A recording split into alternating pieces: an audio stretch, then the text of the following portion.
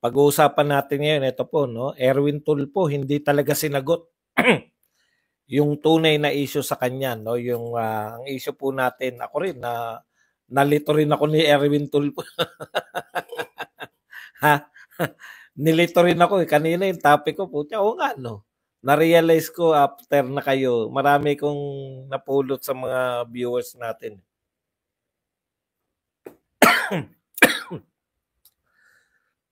Sinerch uli natin yung pong issue kay Tulfo, yung pong sulat po galing sa may US Embassy, no? Ang tunay na issue po yung pamemeke ni Erwin Tulfo para maging US citizen siya, no?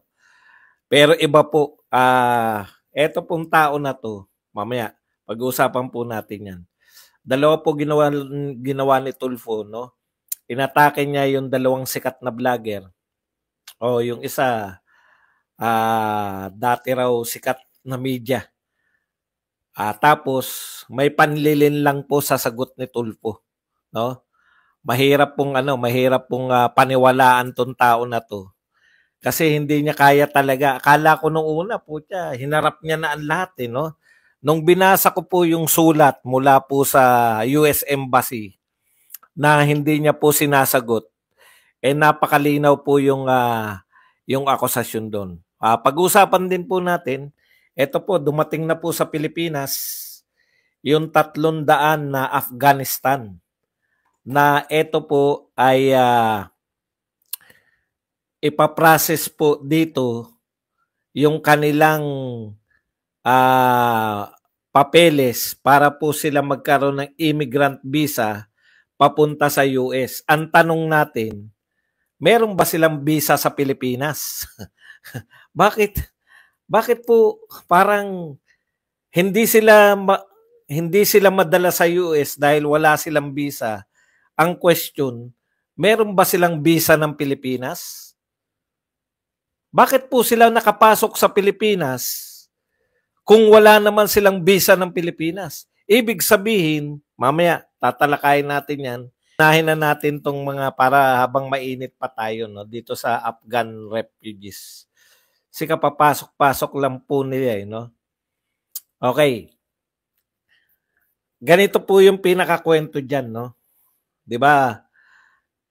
Galing sila sa Afghanistan yung mga Amerikano, no?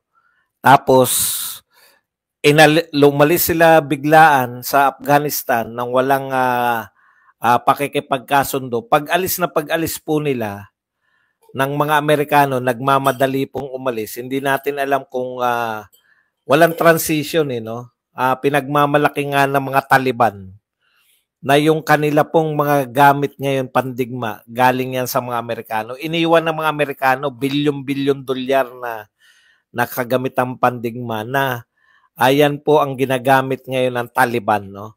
Okay, ang question diyan, anong mangyayari dun sa mga Afghanistan o Afghanistan citizen na kakampi na US? Definitely, hindi sila pwedeng manatili sa Afghanistan dahil kalaban na nila yung namumuno doon, no? So, kinakailangan nilang, dahil kumampi sila sa US, dapat diretso sila sa US. 'Di ba?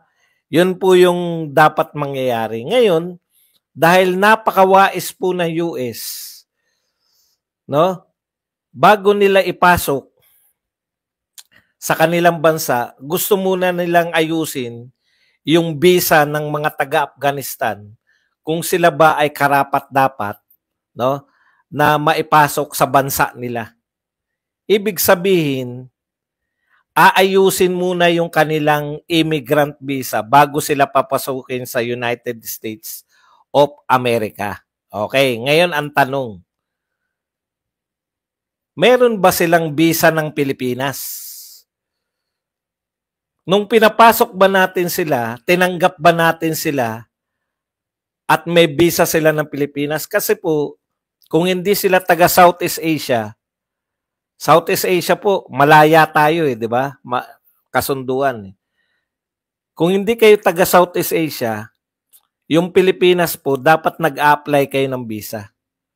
Nag-apply po ba sila ng visa sa Pilipinas? Bakit po natin pinapasok itong mga taong ito kahit wala pong visa? Dahil sinabi ng mga Amerikano? Minsan kahit ayaw nyo pong questionin, no? Talagang minsan dapat na nating questionin kung may sayad ba talaga tayong mga Pilipino eh. Hindi po tayo sakop ng mga Amerikano. Sila nga ayaw nilang tanggapin hanggat ninaayos yung papel eh.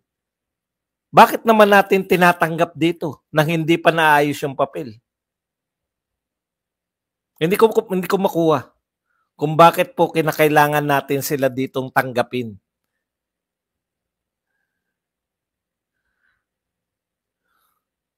Kayo po, baka kaya nyo pong ipaliwanag sa akin. Hindi ko kayang unawain eh. Di ba? Okay. Sila ba ay narito dahil ayaw silang tanggapin ng mga Amerikano kaya dito muna sila? Eh bakit naman nating tinatanggap? Yung Amerikano nga, hindi sila tinatanggap in the first place.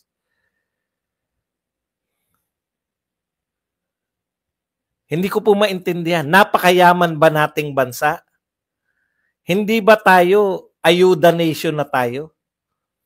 Marami pong mamamayan natin umaasa na sa ayuda.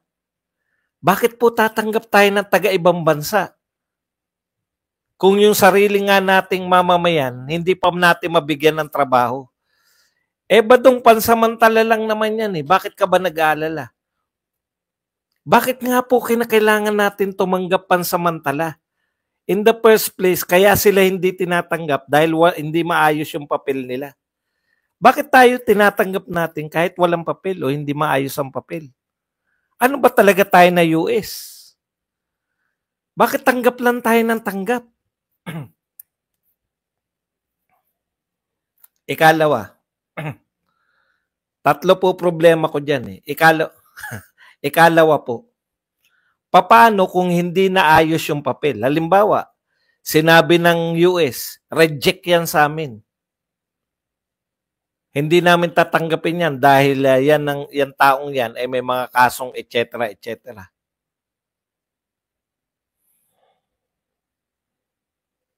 Paano pag hindi tinanggap na US?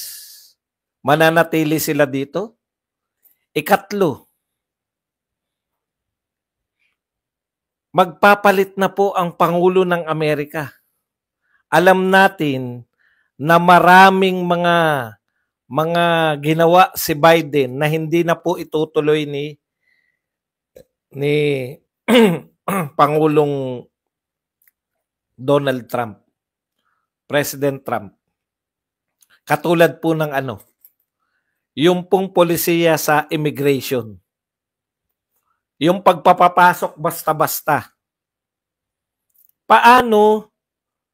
Kasi kailan po upo si 20, sa January 20 po, manunumpa na si Donald Trump. Ilang araw na lang, 2 linggo. So paano pag hindi tinanggap ni Donald Trump? Kasama ba yan sa polisiya ni Donald Trump? Tatanggapin niya ba samantalang magpapalayas nga siya?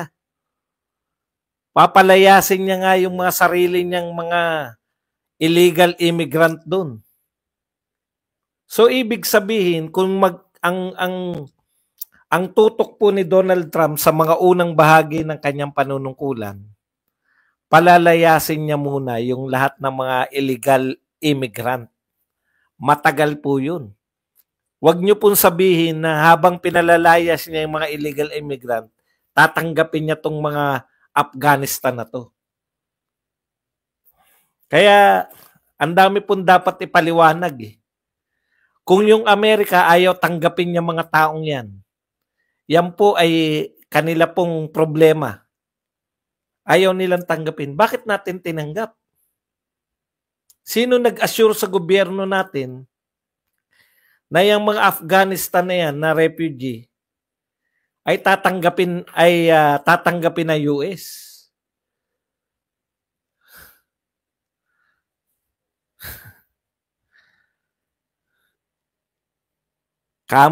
Kamot lang po ng ulo.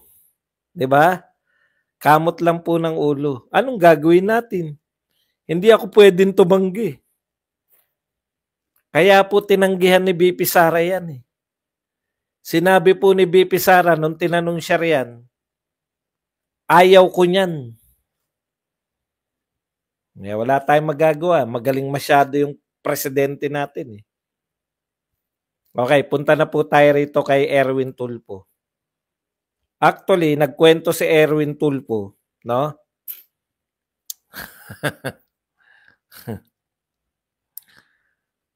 Na siya ay TNT, etc. Bilang tugon dito sa problema niya sa yung binibintang sa kanya.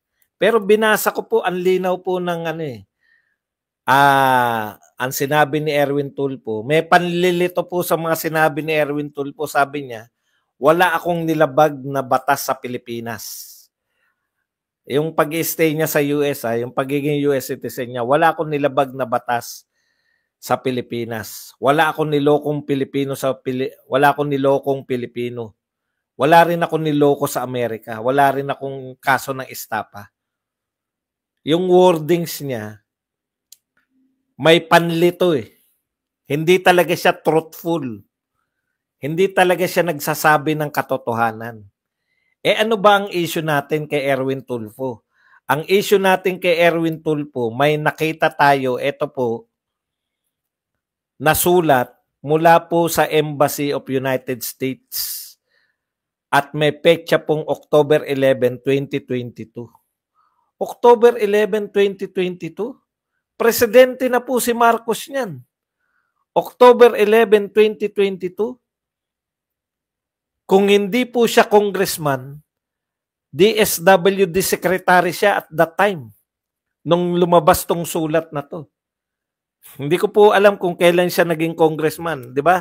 Hindi siya na-appoint. Kailan siya naging congressman nung hindi po siya inappoint o hindi po siya inaprobahan ng Commission on Appointment.